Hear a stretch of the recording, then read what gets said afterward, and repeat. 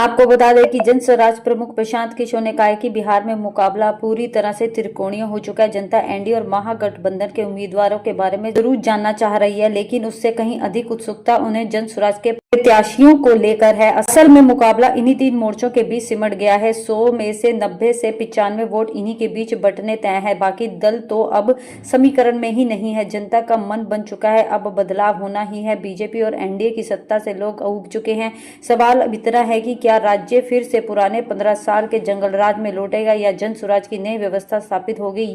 अब ये फैसला बिहार की जनता के हाथ में ही है। को नुकसान पहुंचाएगा। गणित आप समझ लीजिए। पिछली बार दोनों गठबंधन को मिलाकर 72% वोट पड़ा है। तो जितने आप लोग पत्रकार अनुभवी लोग हैं जो ये कह रहे हैं कि जगह नहीं है, तीसरे का विकल्प का जगह कहां है, तो आप समझिए कि पहले तो भाई दोनों गठबंधन को मिलाकर 72% वोट पड़ा है, मतलब 28% लोगों ने तो पहले से ही इनको नकारा हुआ है। तो उस 28% का एक बड़ा वर्ग जो है वो जन स्वराज को वोट करेगा। और दूसरा, मेरा जो सबसे बड़ा आलोचक है, आपकी गणना को ही मान ले कि भैया दोनों का वोट थोड़ा थोड़ा काटेगा। मान लीजिए आपका जो भी गणना, हमारे पास तो थर्मामीटर है नहीं कि बता दें किसका कटेगा कितना, लेकिन इतना तो सब मान रहे हैं कि दोनों का कुछ ना कुछ नुकसान होगा, किसी का ज्यादा थोड़ा किसी का कम। अगर दोनों दल का 10-10% भी नुकसान हुआ तो उसमें जोड़ दो भैया 28% और 10-10% दोनों का काट दीजिए, कहानी खत्म।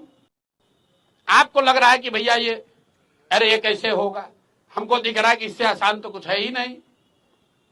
आप लोग कह रहे हैं भैया इनका MY समीकरण है, और आप यही कह रहे हैं कि ना भैया 10 में एगो दूगो तो MY समीकरण वाले लोग भी आपको वोट दे रहे हैं, दूगो तीन गो मुसलमान यादव भी तो जन स्वराज को वोट दे रहा है।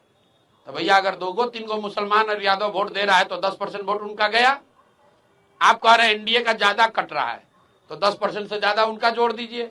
28% और 10% जो कटा महागठबंधन का और एनडीए का जितना कट रहा है वो जोड़ लीजिए, आपको पता चलेगा कि जन स्वराज को कितना वोट आएगा।